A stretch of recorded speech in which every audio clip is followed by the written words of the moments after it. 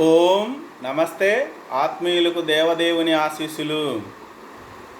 పూర్వకాలంలో ఒక ఊరిలో ఒక మహాత్ముడు ఉండేవాడు. మంచి ధార్మికుడు అన్నమాట.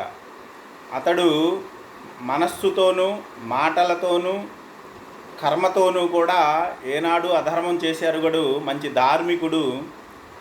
దేవుని అనుగ్రహం వల్ల సిరి సంపదలు కూడా అతనికి లభించాయి.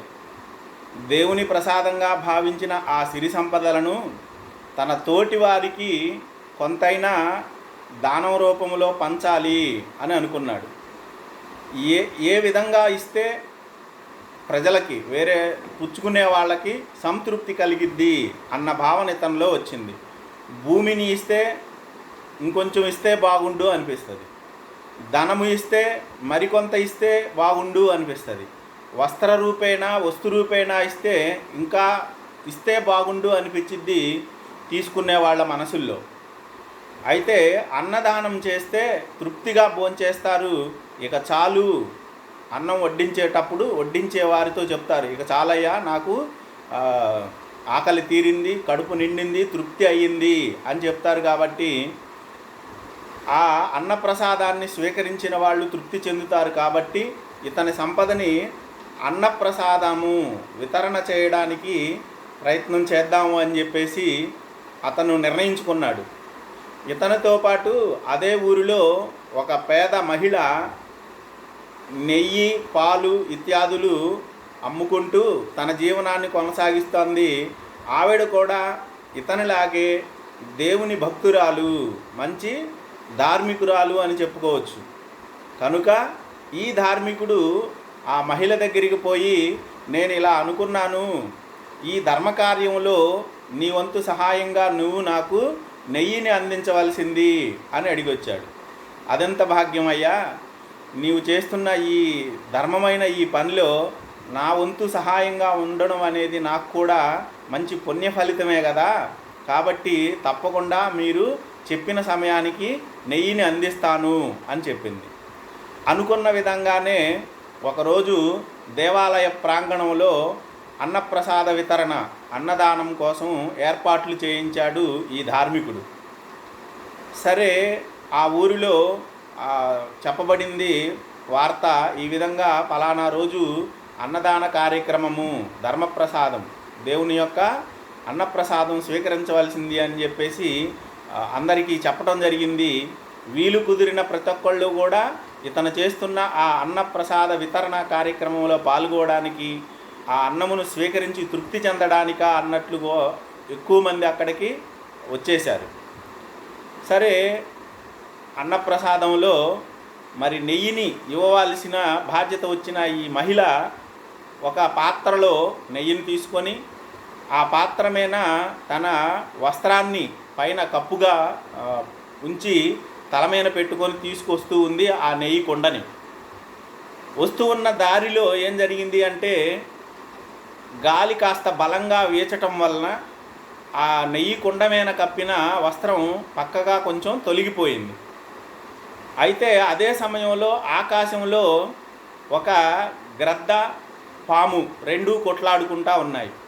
గద్దకి పాము ఆహారం కాబట్టి దానిని తినడానికి కాలుతో కరుచుకొని ముక్కుతో పొడుచుకొని తినడానికి ప్రయత్నం చేస్తుంది గద్ద. దాని బారి నుంచి తప్పించుకోవడానికి, ప్రాణములను కాపాడుకోవడానికి పాము ప్రయత్నం చేస్తుంది. ఆ ప్రయత్నంలో ఈ పాము గద్దని కాటు వేస్తూ విషాన్ని కూడా వెళ్ళగక్కుతూ ఉంది. అలా జరుగుతున్న ఆ సందర్భంలో విషపు బొట్టు ఒకటి వచ్చి ఈ నెయ్యి కొండలో పడింది. ఇది ఈ మహిళ గమనించలేదు. అలా పోయింది, అన్నదానానికి ఆలస్యం అయిద్దేమో, నేను త్వరగా ఇచ్చేయాలి కదా అన్నట్లుగా ఆవిడ వెళ్ళిపోయి ఆ పాత్రని కిందకి దింపేసి ఆ నెయ్యి పాత్రని ఆ ధార్మికుడికి అందించి చెప్పింది.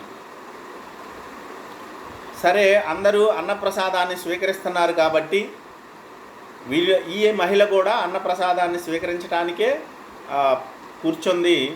అన్నదానం బాగా చక్కగా జరిగింది. ఆ అన్నప్రసాదాన్ని అందరూ కూడా తృప్తిగా స్వీకరించి తృప్తి చెందిన వారై మరి అన్నదాత సుఖీభవ అన్నట్లుగా అందరూ కూడా ఆనంద సంతోషాలు కలిగి ఉన్నారు. ఆ సందర్భంలో మరి ఈ విషంతో కూడిన నెయ్యిని బంతిలో వడ్డించడం కారణంగా దాన్ని స్వీకరించిన ప్రతి ఒక్కళ్ళు కూడా మరణించడం జరిగింది. ఇక ఆ ఊరిలో ఆ అన్నప్రసాదాన్ని స్వీకరించని వాళ్ళు ఎవరైతే ఉన్నారో వాళ్ళందరూ అనుకుంటున్నారు, ఇతను చాలా ధార్మికుడిగా నటించాడు, అన్నదానం పేరుతో అందరినీ ఒకచోట చేకూర్చి విషపు అన్నం పెట్టి చంపేశాడు అని చెప్పేసి నానా విధాలుగా అనుకోవడం మొదలుపెట్టారు. అంతకుముందేమో అతను చేస్తున్న ధర్మకార్యాలని చూసి పొగిడారు. ఈ ఒక్క చిన్న సంఘటనలో తిట్టడం జరిగింది. ఇప్పుడు ఇంతమంది మరణానికి కారణం ఎవరు అన్న ప్రశ్న తలెత్తినప్పుడు ఇతను ఈ ధార్మికుడు అందరినీ చంపాలి అనే ఉద్దేశంతో ఆ కార్యం చేయలేదు, అందరికీ తృప్తి కలగాల, భోజనం పెట్టాలా, నా సంపదని ఇతరులకి పంచాలా ఏదో కొద్దిగా అన్నట్లుగా అతను ధార్మిక కార్యాన్నే నెలకొల్పాడు. ఈ నెయ్యిని అందించిన మహిళ కూడా ఆ ధార్మిక కార్యంలో తాను పాలు పంచుకోవాలా, కొంచెం కాపోయినా కొంచెమైనా పుణ్యాన్ని సంపాదించుకోవాలా అనే ఉద్దేశంతోనే ఆ నెయ్యిని అందించింది. సరే, విషం కక్కిన పాముది తప్పందామా అంటే అది తన ప్రాణాలను కాపాడుకోవడానికి ప్రయత్నం చేసే సందర్భంగా ఆ విషాన్ని వెళ్ళగక్కిందే కానీ కావాలని ఆ పాత్రలో పడేయాలి అని చెప్పేసే ఉద్దేశం పాముకి లేదు. పోనీ గద్ద ఏమైనా తప్పు చేసిందా అంటే ఆ గ్రద్ద పాము ఆహారంగా తన స్వీకరించి తన ప్రయత్నం, తన ఆకలి తీర్చుకునే ఉద్దేశంతో ఆ పాముని కాళ్ళతో కరుచుకొని ముక్కుతో పొడిచి తీసుకెళ్ళిపోతూ ఉంది. ఎవరి పనులు వాళ్ళు చేసుకున్నారంతే. యాదృచ్ఛికంగా ఈ విషం అనేది పాలల్లో కలవడం అనేది జరిగిందే కానీ ఎవరి ప్రమేయము ఇక్కడ ప్రత్యక్షంగా కనిపించటం లేదు అనేది గుర్తెరగాల. పోనీ ఇంతమందిని మరణానికి కారకుడు అని చెప్పుకునే యమధర్మరాజు ఉన్నాడు కదా, యమదూతలు, వీళ్ళకి తప్పందామా అంటే అది లేదు.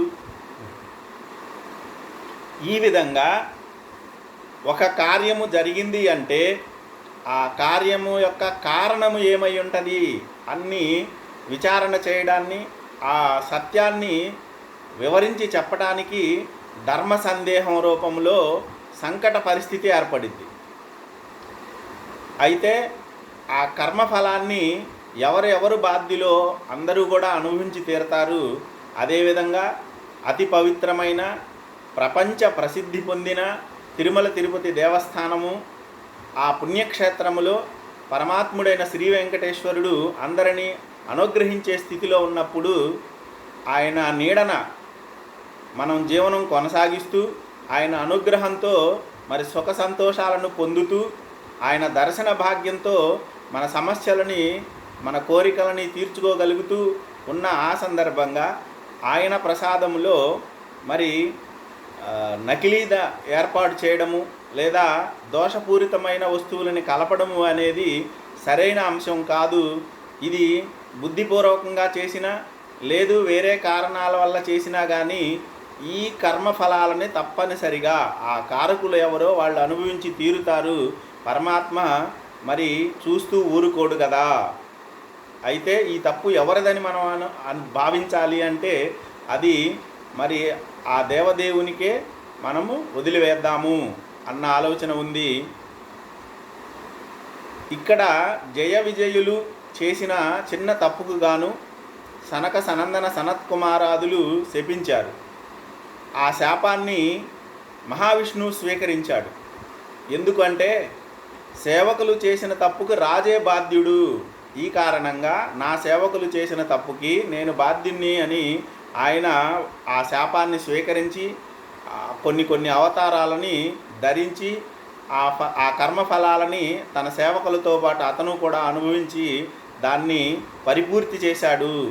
ఆ విధంగా ఈ లడ్డూ ప్రసాదంలో మరి నాణ్యతాలోపంగా ఇతర వస్తువులు కలిపి తయారు చేయించడము అనే కర్మ ఎవరైతే చేశారో వాళ్ళందరూ కూడా తగిన ఫలితాన్ని అనుభవిస్తారు తప్పనిసరిగా.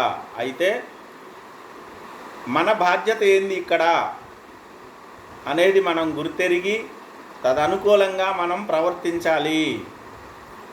ఒకచోట మన ధర్మానికి హాని జరుగుతుంది అన్నప్పుడు ప్రతిఘటించాల్సిన అవసరం ఎంతైనా ఉంది. ఇది భారతీయులు మన పూర్వకాలంలో బాగా ఉండేది. ప్రస్తుత కాలంలో మరి కంప్యూటర్ యుగంలో అర్ధకామాల వెంట పరిగెడుతూ చాలా ఫాస్ట్గా పోతున్న ఈ సందర్భంగా ధర్మహాని జరుగుతున్నప్పుడు దానిని గుర్తించి ప్రతిఘటించటం అనేది కాస్త లోపించింది. ఈ లోపాన్ని సరిచేసుకొని మన ధర్మాన్ని మనం రక్షించుకోవాలి. ఎందుకంటే ధర్మో రక్షతి రక్షిత అన్నారు. మనం ధర్మాన్ని రక్షించి ఆ ధర్మాన్ని మనం ఆచరిస్తే ఆ ధర్మం మనల్ని చిరకాలం రక్షణ చేసిద్ది అని చెప్పేసి ఆర్యులైన వారు చెప్పి ఉన్నారు. కాబట్టి మనము తగిన విధంగా శాస్త్రీయ కోణంలో ఆలోచించి తగిన విధంగా మనం ప్రతిస్పందన అవ్వాలి అని తెలియజేస్తా ఉన్నాను.